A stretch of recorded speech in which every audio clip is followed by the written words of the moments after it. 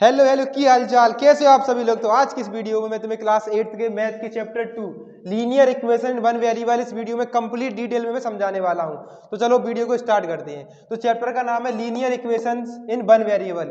तो in equation को समझने के पहले हम थोड़ा जो अलजेब्रिक एक्सप्रेशन है उनके बारे में डिटेल में समझते हैं। जैसे अलजेब्रिक एक्सप्रेशंस, जो आप जितनी भी एक्सप्रेशन देखते हो अपने जो चैप्टर में, जैसे 2x प्लस के 2, ये क्या है, एक अलजेब्रिक एक्सप्रेशन है। ऐसे ही मैंने यहाँ बना दी 3x स्क्वायर प्लस के 1, इन सभी को हम बोलते हैं अलजेब्रिक एक्सप्रेशंस।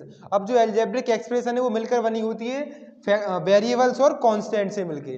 तो जो अलजेब्रिक एक्सप्रेशन में पहले आपको दिख रहा है 5x, इसको हम बोलते हैं टर्म, इनको हम टर्म बोलते हैं। अब जो टर्म्स है उसमें दो चीजें होती हैं। जैसे पहला है वेरिएबल्स, तो इस इक्वेशन में मैं वेरिएबल की बात करूं तो वेरिएबल जैसे जो x हो गए, y, z, जिनकी जो वैल्यू फिक्स नहीं होती है, जैसे p, q, इन सभी को हम वेरिएबल्स के फॉर्म में लिखते हैं। तो इस इक्वेशन में जैसे मैं वेरिएबल्स को अलग करूं तो 5x है, तो इसमें वेरिएबल क्या है, x हो गया। इसके बाद कांस्टेंट, तो जो वेरिएबल्स के साथ जो नंबर चिपका हुआ होता है उसको हम बोलते हैं कांस्टेंट। जैसे 5x है, 5x में नंबर कांस्टेंट कौन सा है, 5, तो इसमें हम लिख देंगे 5। और यहाँ पर ये 2 है, इसको भी हम कांस्टेंट के रूप में लेते हैं 2। अब इसके बाद जिसकी वैल्यू चेंज नहीं होती उसको हम कांस्टेंट बोलते हैं। इसमें यहाँ पर 2 कांस्टेंट है। अब कांस्टेंट के बाद है कोएफिशिएंट। कोएफिशिएंट क्या होता है, जैसे मैंने एक ऊपर अलजेब्रिक एक्सप्रेशन लिखी है 3x स्क्वायर प्लस के 1, तो इस एक्सप्रेशन में मैं कांस्टेंट की, इस एक्सप्रेशन में अगर मैं कोएफिशिएंट की बात करूं तो मैंने कहा कि इसमें एक्स स्क्वायर का कोएफिशिएंट बताओ। तो जो एक्स स्क्वायर के साथ जो नंबर साथ में लिखा हुआ है, चिपका हुआ है, उसको हम बोलते हैं कोएफिशिएंट। तो एक्स स्क्वायर के साथ इसमें 3 है, तो इस इक्वेशन में एक्स स्क्वायर का कोएफिशिएंट क्या है, 3, और इसमें एक्स का कोएफिशिएंट 5 है। तो इसको समझ, कोएफिशिएंट आप समझ गए होंगे। अब समझते हैं टर्म्स। तो इनको हम बोलते हैं टर्म्स, एक ये टर्म है, एक दूसरा टर्म है। इन टर्म्स को लिखने के लिए आपको जो, जैसे मैं लिखूँ इसमें से टर्म्स अलग करूँ तो 5x होगा एक टर्म, तो दूसरा होगा 2। अगर इसकी जगह मैं दूसरी एक्सप्रेशन लिख दूँ जैसे 3x स्क्वायर माइनस के 1, तो इसमें जो टर्म से पहला टर्म होगा 3x स्क्वायर और दूसरा टर्म होगा माइनस के 1। टर्म्स को लिखने के लिए जो प्लस और माइनस का साइन है उसको आपको लगाना पड़ता है। अब टर्म्स के बाद हम समझते हैं डिग्री। डिग्री क्या होती है, तो जैसे मैंने कोई सी भी अलजेब्रिक एक्सप्रेशन लिख दी है, उस एक्सप्रेशन की जो वेरिएबल की पावर होती है उसको हम डिग्री बोलते हैं। जैसे पहली एक्सप्रेशन थी 3x स्क्वायर प्लस के 1, तो इसमें एक्स स्क्वायर की पावर कितनी है, 2, इसको हम बोलेंगे डिग्री, डिग्री ऑफ एक्सप्रेशन। ऐसे ही मैं फॉर एग्जांपल के लिए 3x प्लस के 2 इक्वल्स टू 3x प्लस के 2 एक अलजेब्रिक एक्सप्रेशन ले लेता हूँ। तो इसमें जो, इसमें डिग्री, इसमें डिग्री क्या होगी इस एक्सप्रेशन की, इसकी 1 होगी, यानी कि x की पावर कितनी है, 1। अब हम समझते हैं कि जो लीनियर इक्वेशन है, लीनियर इक्वेशन वन वेरिएबल, तो कौन सी इक्वेशंस होती है, कौन से एक्सप्रेशन होते हैं, अब इसको हम समझते हैं। तो जैसे जो एल्जेब्रिक एक्सप्रेशन होते हैं, एल्जेब्रिक एक्सप्रेशन को हम इस फॉर्म में लिख सकते हैं 3x स्क्वायर प्लस के 1, 2x, 4x स्क्वायर प्लस के 1, 3x प्लस के 2, किसी भी फॉर्म में इनको हम लिखते हैं एल्जेब्रिक एक्सप्रेशन। लेकिन जो इक्वेशन होती है, इक्वेशन, इक्वेशन में एल्जेब्रिक जो इक्वेशन होती है उसमें बस इक्वल का साइन आ जाता है। जैसे 3x प्लस के 2 इक्वल्स टू 1 लिख दिया मैंने, तो ये एक एल्जेब्रिक, इसको हम बोलते हैं एल्जेब्रिक इक्वेशन। और ऊपर जो लिखे हैं ये है एक्सप्रेशंस, एल्जेब्रिक इक्वेशंस और एक्सप्रेशन। अब लीनियर इक्वेशंस क्या होती है, तो लीनियर इक्वेशन, लीनियर इक्वेशंस, तो ऐसी इक्वेशन जिसमें जो वेरिएबल की पावर, जो इक्वेशन की डिग्री 1 हो, यानी कि वेरिएबल की पावर 1 होती है, उसको हम बोलते हैं लीनियर इक्वेशन। तो यहाँ पर जैसे मैं इस इक्वेशन को लिखता हूँ तो ये है 3x प्लस के 1 इक्वल्स टू 0। ये एक लीनियर इक्वेशन है क्योंकि इसमें जो वेरिएबल की पावर कितनी है, 1। अगर मैं इसकी जगह 3x स्क्वायर प्लस के 2 इक्वल्स टू 3 लिख लेता हूँ, तो यहाँ पर इसको हम लीनियर इक्वेशन नहीं बोलेंगे क्योंकि इस पर जो वेरिएबल x है इसकी पावर कितनी है, 2, तो इसको लीनियर इक्वेशन नहीं कहेंगे। तो अब आप समझ गए होंगे कि लीनियर इक्वेशन क्या होती है, लीनियर इक्वेशन जिसमें वेरिएबल की पावर 1 हो। अब लीनियर इक्वेशन वन वेरिएबल, तो लीनियर इक्वेशंस वन वेरिएबल वाली लीनियर इक्वेशन ऐसी इक्वेशन जिसमें केवल एक वेरिएबल हो और वेरिएबल की पावर भी योग हो। फॉर एग्जांपल के लिए मैं लिख के बताता हूँ, linear equation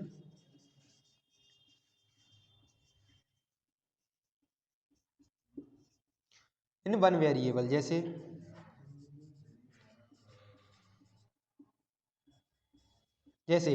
linear equation in one variable में मैं फॉर एग्जांपल के लिए इक्वेशन लिख लेता हूँ 3x² प्लस के 1। अब यहाँ पर मैं इसको नहीं प्लस के यहाँ पर लिख लेता हूँ 3x² प्लस के 2y इक्वल्स टू 4। तो इस एक्सप्रेशन को हम लीनियर इक्वेशन तो कहेंगे, लेकिन वन वेरिएबल वाली इक्वेशन नहीं है, तो इसको हम वन वेरिएबल वाली इक्वेशन नहीं बोलेंगे। लेकिन जो linear equation in one variable है, इसके अंदर जो इक्वेशन होगी उसमें केवल वेरिएबल एक होगा, जैसे मैंने यहाँ पर ये लिख दी है। तो अब आपको समझ में आ गया होगा कि लीनियर इक्वेशन होती क्या है। तो मैं इन सभी को सम अप करता हूँ थोड़ा, तो मैं आपको डिटेल में बताता हूँ।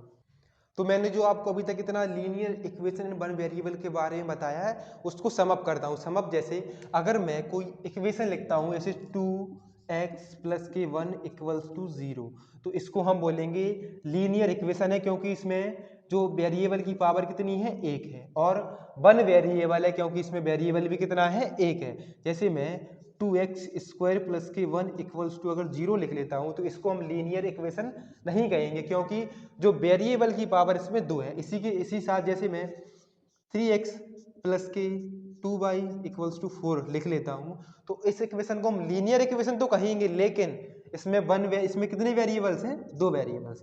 तो इस वाली इक्वेशन को भी हम इस चैप्टर में नहीं पढ़ेंगे। तो इस चैप्टर में हमें बस जो लीनियर इक्वेशन वन वेरिएबल वाली है इसको पढ़ना है। तो फॉर एग्जांपल के लिए अब जो इक्वेशन है मैं इसको आपको सॉल्व करके बताता हूँ कि आप इन इक्वेशन को सॉल्व कैसे करेंगे। जैसे मैं यहाँ पर एक इक्वेशन लिख देता हूँ 4x प्लस के 3 इक्वल्स टू 2। अब यहाँ पर जो लीनियर इक्वेशन है मैं इसको थोड़ा और सिंपल लिख रहा हूँ जिससे आपको थोड़ा सही से समझ में आए। यहाँ पर मैं 11 लिख दे रहा हूँ। तो इस इक्वेशन जो लीनियर इक्वेशन से इनको सॉल्व करने के दो मेथड होते हैं, तो इसमें आपको दोनों मेथड समझाऊंगा। मेथड नंबर 1, मेथड फर्स्ट, और इसमें हम समझेंगे मेथड सेकंड।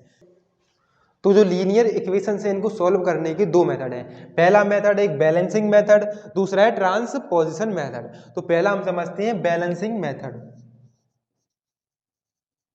इस मेथड में जो इक्वेशन है इसको हम बैलेंस कर देते हैं। जैसे यहाँ पर फॉर एग्जांपल 4x प्लस के 3 इक्वल्स टू 11 लिखे हैं। अब इसको हम पहले बैलेंस करेंगे। जैसे जो 3 है, इस 3 को हमें इस इक्वेशन में से माइनस करना है, तो इसके लिए हम यहाँ पर दोनों तरफ से जो माइनस के 3 से इसमें माइनस, दोनों तरफ से -3 माइनस कर देंगे। -3 क्यों माइनस किया, क्योंकि मुझे यहाँ पर इसको हटाना है, तो इसमें से हम माइनस करेंगे तो 4x इक्वल्स टू 11 में से 3 जाएंगे तो यहाँ पर कितने बचेंगे आपके पास, यहाँ पर बचेंगे 8। अब इसके बाद अब आपको इसमें क्या करना है, फिर से बैलेंस करना है। तो बैलेंस करने के लिए अब मुझे पता है कि इस वेरिएबल के साथ में जो x का कोएफिशिएंट है, x के साथ कौन नंबर है, 4 है, तो इस 4 को हटाने के लिए मुझे दोनों तरफ 4 से डिवाइड करना होगा। तो यहाँ पर मैं 4 से डिवाइड दे दूंगा, यहाँ पर डिवाइड दूंगा तो x इक्वल्स टू 4 2 8, तो x की वैल्यू आ गई 2। तो इस मेथड का नाम है बैलेंसिंग मेथड। अब हम समझते हैं दूसरा वाला मेथड। जैसे दूसरे मेथड का नाम है ट्रांसपोजिशन।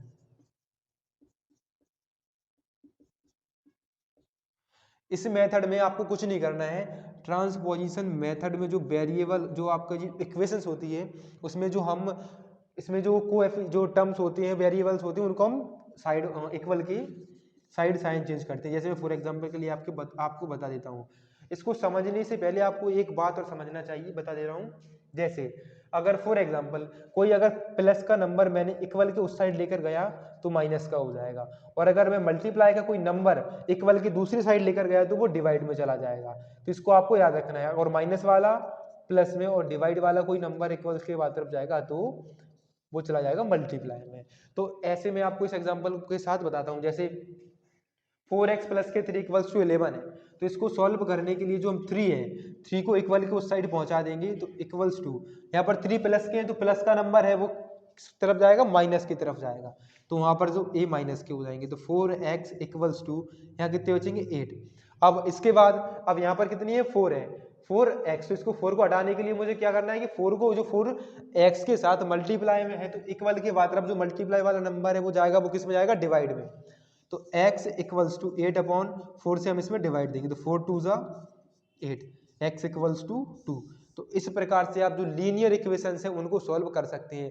अब जो लीनियर इक्वेशन को सॉल्व करने का बेस्ट मेथड है उसका नाम, उसको आपको जो सेकंड वाला मेथड है, इसी से जितनी भी इक्वेशन है उनको सॉल्व करना है। फॉर एग्जांपल के लिए मैं आपको एक इक्वेशन और बता दे रहा हूं, तो हम जितनी भी इक्वेशन इस चैप्टर में करने वाले उन सभी इक्वेशंस को हम सेकंड वाले मेथड से, ट्रांसपोजिशन मेथड से सॉल्व करेंगे।